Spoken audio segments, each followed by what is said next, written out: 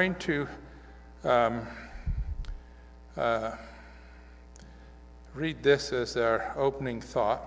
The truth we claim to believe should make us better men and women in our home life, in our church relations, in our business, and in our intercourse with our friends and neighbors. Unless the result is manifested, if it can't be seen, it doesn't really exist. It's in my heart, brother. No. If it's not manifested, it is not real. Unless this result is manifested, we should examine ourselves to see what is hindering the sanctifying influence of the truth from accomplishing its work of purification in our lives. Signs of the Times, January 13, 1888. And yes, the whole purpose of this message is to make us better men and women. If we are not better men and women than the average run-of-the-mill people in the world, then this message is not doing us any good. We have to be strong, we have to be courageous, we have to be kind, we have to be loving, we have to be concerned about others. All of these things are the things that we should be better in. Have you heard the Good Samaritan stories? There are, besides the bad behavior, a crisis brings out both the worst and the best in people. There are quite a few Good Samaritans out there who are doing remarkable things. One story that, this is a true story, I believe. I saw it on the internet, but no, it is a true story as far as I know, and you can check it out easily. I saw the name of the priest, and the fact that he was a Catholic priest is not to be held against him. He could also be a Christian, but a Catholic priest in Italy gave up his ventilator when he heard that the person next to him would not have a ventilator and would die.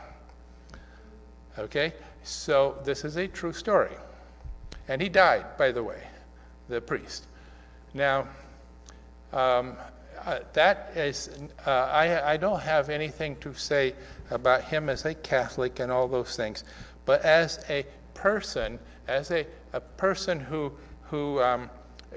we love our neighbor as ourselves. That is a high standard. We care about our neighbor. Our neighbor has just as much right to everything that God has given us as we. You see, what that priest is thinking is he has as much right to live as I, and he chose to let the ventilator go to the other person. Now, we may think that that's extreme and too far out and so on, but the truth is, if we love our neighbor, there will be real fruits from that. There will be things that come from that. And who says that we are called upon to sacrifice our ventilator ourselves? The Lord will speak to us, okay, if we are truly his people. But the point is that we do need to have that love for others. And the truth we claim should be putting that love in our hearts. If it isn't, something is wrong. Something is wrong, and we are not on track to be part of the 144,000. That is something that I think a lot of Davidians don't understand. They have a great head knowledge of the message, and they can go into minute details, but they have not, their heart has not been affected.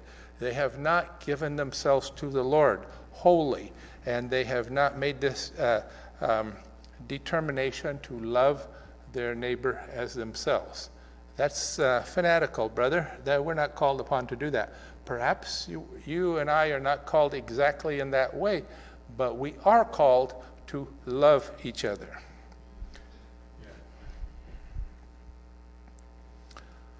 Okay, did we have the opening prayer, a prayer? Okay, so I'm going to continue because I know I came in late. From all appearances, it looks as though we are very, very close to the fulfillment of these prophecies. Only one thing hinders it, and that is that we have not finished our work. Had we taken the message of the warning to the church, this could all have been finished by now, for the nations are all ready. God will hold it until we get our work done. And this is true. We're going to be here on this side of the kingdom, subject to all the ills of the flesh, until we get our work done. And one way that the enemy has found to slow down the work even more than in Brother Haddif's time was to cause confusion in the ranks of Davidia, to cause every Davidian to basically desire to set up for himself as a teacher, as a prophet, as a leader, whatever. And so instead of having one Davidian association as we had in Brother Haddif's time, we have a vast number. Basically, every 10th person in Davidia is a prophet, teacher, leader, or whatever. And that is just how it is, and confusion reigns supreme in the Davidian world. And that is because every man thinks he can do what is good in his own eyes with the message. This little piece needs to be changed here, that little addition needs to be made there. And if people continue with that sort of unfaithfulness, we'll be 1,000 years still to finish our work. And that, brethren, is the big secret of what the enemy wants. He wants us to be here another 1,000 years. Satan has stolen a march on us. If every watchman on the walls of Zion had given the trumpet a certain sound, the world might ere this have heard the message of warning. But the work is years behind. While men have slept, Satan has stolen a march upon us.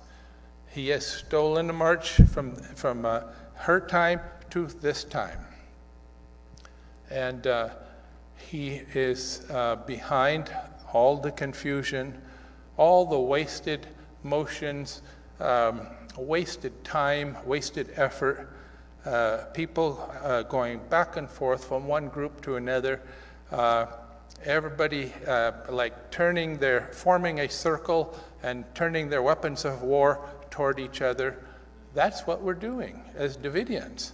And we're not going to move forward as long as we keep turning our weapons on each other.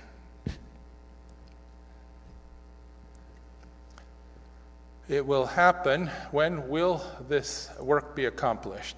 It will happen just as soon as every man casts away his idols. It is useless to expect it before then. As soon as that happens, Assyria will fall in the land. The coming of the kingdom then is not waiting for anyone but God's own people.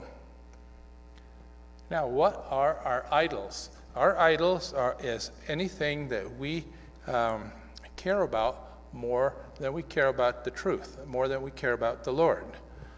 Those things that we hold close to us and we hold preferentially before the message, before our work, before the Lord, those are idols.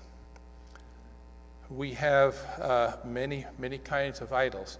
One kind of idol that I see a lot is the idol of independence. I am independent and no man is telling me what to do.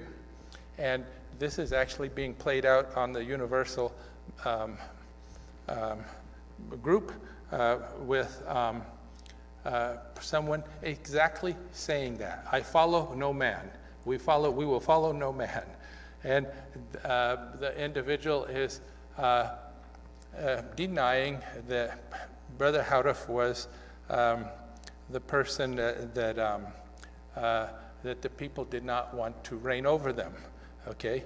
And so it is a classic case of exactly as what the message says. We will not have this person reign over us. We will not have any person reign over us. And that is one of the big idols. And we have our personal idols too. We have things that we we prefer to do than we prefer the message. Sometimes it is television or whatever. We prefer that to studying the message. And I just watch an hour or two of television a day, brother. It's not that much. 2 hours of television a day is a lot of television for us. If someone were to say to you, I can give you 2 hours a day more than you have in your life, wouldn't that be a good deal? It would be a very good deal. And guess what? We are able to do that for you. All of you brethren who are watching television for an hour or 2 or 3 a day, we are able to get you a lot more time by a simple circumstance. Give up watching TV completely, and you will gain a lot of time. And if you find that you can't, well, you just found that one of your idols. As soon as God's people turn to him, as soon as they cast away their idols, that is how soon the work will move forward. Now, and Assyria will fall. Remember, with the fall of Assyria comes the kingdom, and that's why it's important. And if anything can wake us up, we think we are the wise virgins. And if anything can wake up the wise virgins, these things that are going on today should wake us up. Brethren, this is unprecedented times that we live in. We knew these things were going to happen, and now they start to happen. Don't let this opportunity to change your life slip away from you. You want to see the things that are happening and wake up and say, I am going to make a change. I am giving my life entirely to God, entirely. Nothing held back, unreservedly. And when we do this, when we mean this, we are going to very shortly get our work done, and Assyria will fall. And by the way, Assyria is not so rock steady as people once thought. This nation is heading into a short but significant depression, depending on how long this thing goes on. It happened to China. China had a drop of greater than 20% in their GDP for that period, and they're still having economic downturns. We have a massive economic problem facing us, and the politicians have found a way to make the problem even worse by throwing trillions of dollars at the problem. And what it is every special interest, every wealthy company and individual has their hand out to the government, and they are getting that money from the government, or they will get it as soon as they pass the bill. So it is an unusual thing where we give vast amounts of money, trillions of dollars, to wealthy people, wealthy groups, and wealthy businesses, but that is what is going on. And everything has consequences. Brethren, these things destabilize the country in the long run. So Assyria may have seemed such a solid, impossible to move monolith in the past, but as time goes on, there will be cracks developing here and there, and this is necessary. And we will see these things in the next few weeks and months. And that's what's so interesting about the time we live in, that we are actually seeing these things in real time. Christ himself has told us what constitutes true Christianity.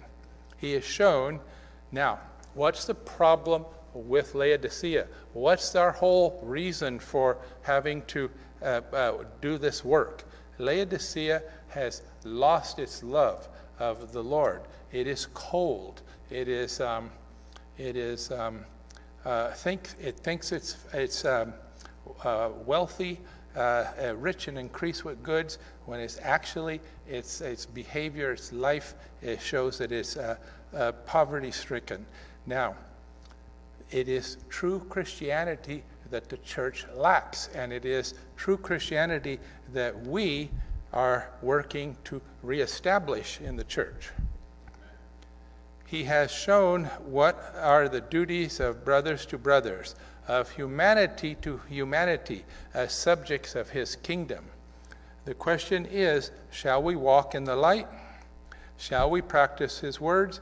When you make a dinner or a supper, will you pass by your friends, your brethren, your kinsmen, your wealthy neighbors, lest they bid you again and recompense you, and call the poor, the maimed, the lame, the blind, that you may be blessed? For they cannot recompense you, but you will be recompensed at the resurrection of the just. This is not fanaticism, brethren. This is the instructions for a way of life. This is just our practical way of life if we have true Christianity. And we don't like to acknowledge these things. Brethren, we do not have this level of Christianity. We are not. I'm not criticizing us in a standard traditional way. I am just telling you we are not this people. We are not yet at this level. And that is why you can't teach something to someone else that you don't have yourself. We are not able to do our work in the church until we are able to understand what true Christianity is. Isaiah 31:7, for in that day every man shall cast away his idols of silver and his idols of gold, which your own hands have made unto you for a sin. Obviously, the prophet is looking down the stream of time to a time of thorough reformation, a time in which only those who forsake every sin and embody the truth and righteousness will be left in the church. None others will be found in the congregation of the Lord. Then Assyria shall fall, and thus shall her yoke be removed from the neck of God's people. And we will, right at that time, be in the kingdom. The kingdom starts right at the fall of Assyria. But it is a time when we have ourselves experienced a thorough reformation, and that reformation is a Christ-like life. Now, we've said this before, but when we work for the Adventists, and we are the people that we should be, that is going to have power. That gives our words, our work, tremendous power when they see the Christ in us. They cannot deny it when they see Christ in us. They may deny what we are telling them, the truth we are telling them, but they cannot deny the Christ that they see in us. And Christ, if he be lifted up, will draw all the honest to him, all honest men to him. And so as you go do your work in the church, your work will have many multiples of power compared to what it does now. We will be able to do our work in a very powerful and fast way compared to what we do now. So remember that Reformation is required for us first, then for the church.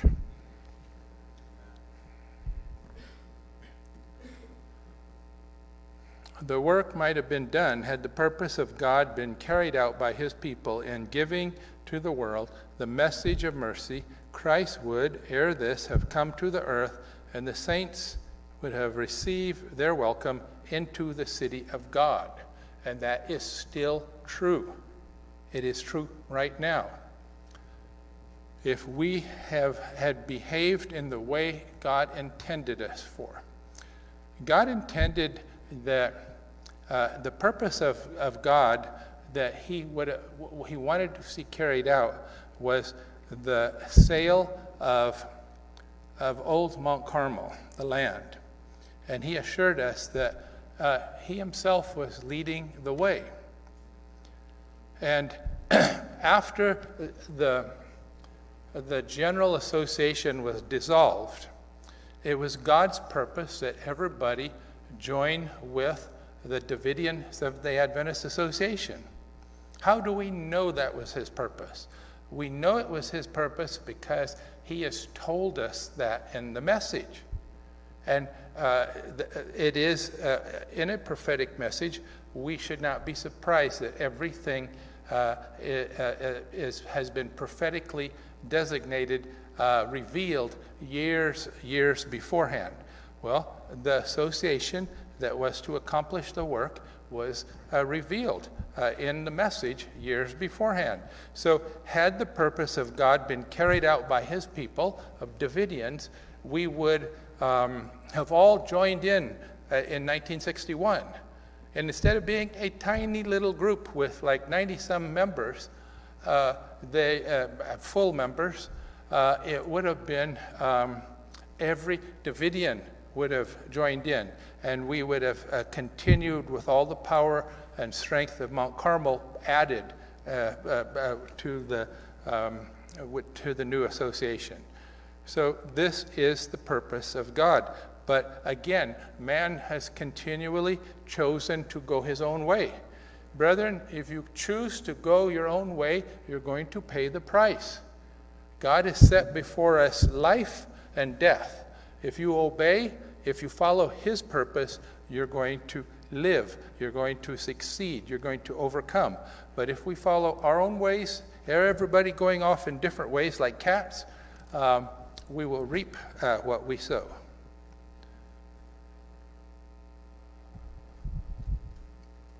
Who are the true Seventh-day Adventists at this crucial moment? Those who resist the closing work for the church, or those who put their heart and soul into it? Let us face the situation honestly and sincerely. 1 TG 52:22. So, who are the true Adventists today? Is it the denomination, the General Conference denomination, the Adventist denomination? They have the name, but they don't actually have the reality of being true Adventists. Who is it? Those who resist the work for the church, or those who put their heart and soul into it? And the answer, of course, is those who are putting their heart and soul into the work for the church are the true Adventists. Let Leah represent the true church of Christ, Seventh-day Adventists. So, not hard to understand who the true church of Christ is today. This association shall be known provisionally as the Davidian Seventh-day Adventists, the prophetic offspring of the parent Seventh-day Adventists, the Laodicean church. So, Brother Hadaf, under inspiration, reveals the name of the association that God is going to use to finish the work. This is not just to lift up an association. What our concern is, we've been on this job that the Lord has given us too long. We need to finish it. We need to wrap it up. But to finish it, we have to follow the method, the pattern that the Lord has set. He has set a certain way for this work to be finished. He did not say that the branch Seventh-day Adventist Association will finish the work. He didn't say any other group will finish the work except this group that he named. And if we want to be honest, if we want to be real Davidians and accept what the message says, not more, not less, we will accept that the Davidian Seventh-day Adventist, the prophetic offspring of its parent Seventh-day Adventist, the Laodicean church, is the one that will accomplish the work.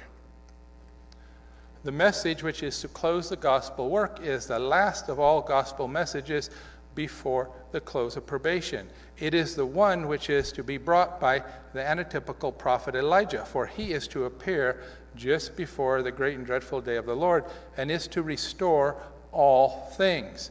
Well, Elijah didn't restore all things yes, he has set in motion the power that will restore all things, the message.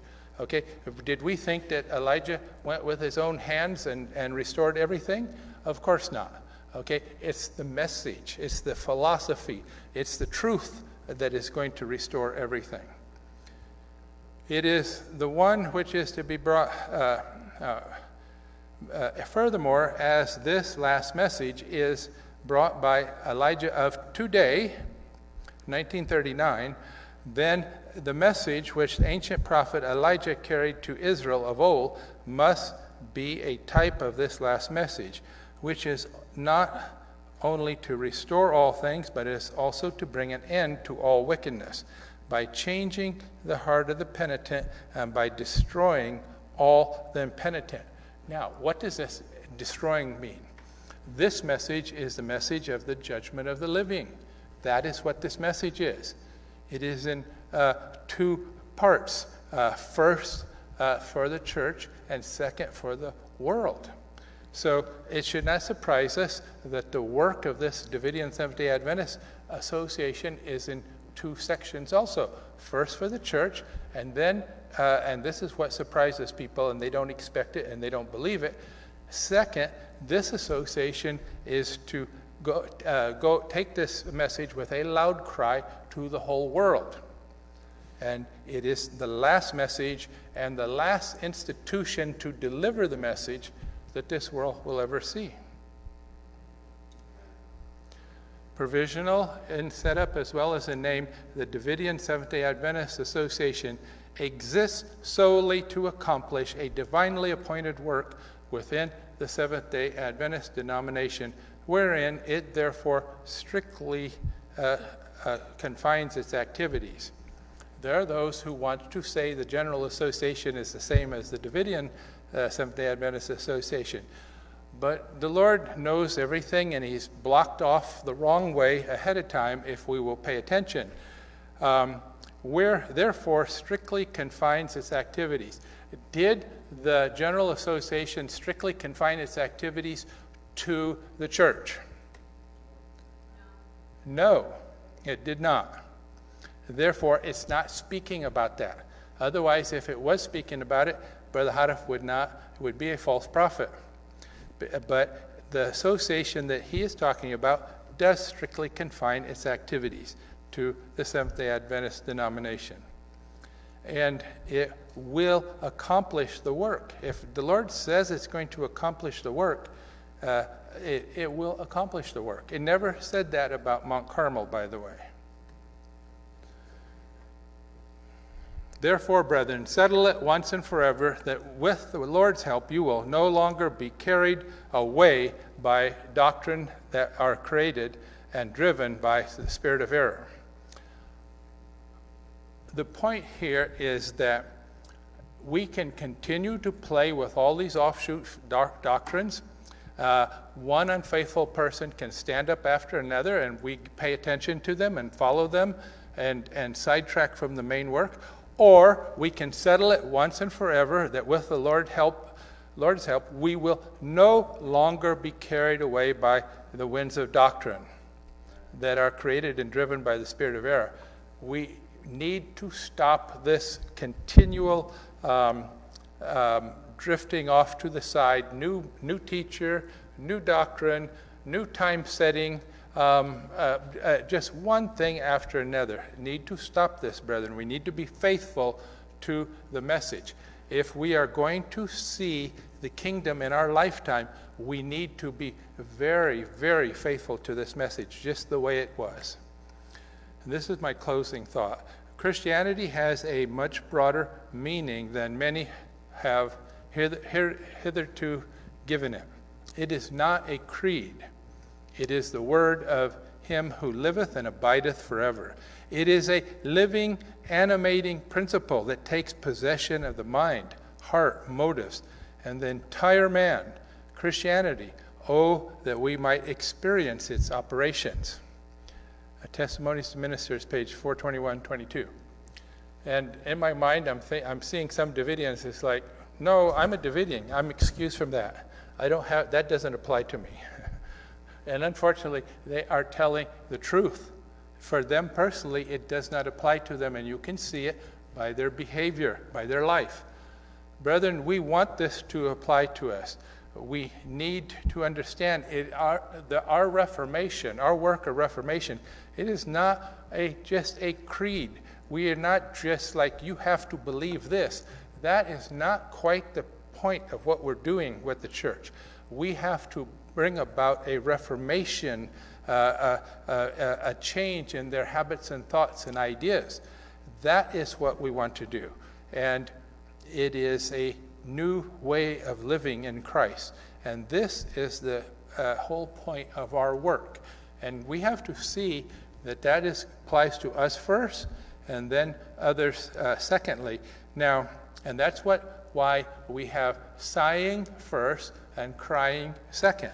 That's how the Lord created the phrase, sighing and crying. Sighing for ourselves, crying for others.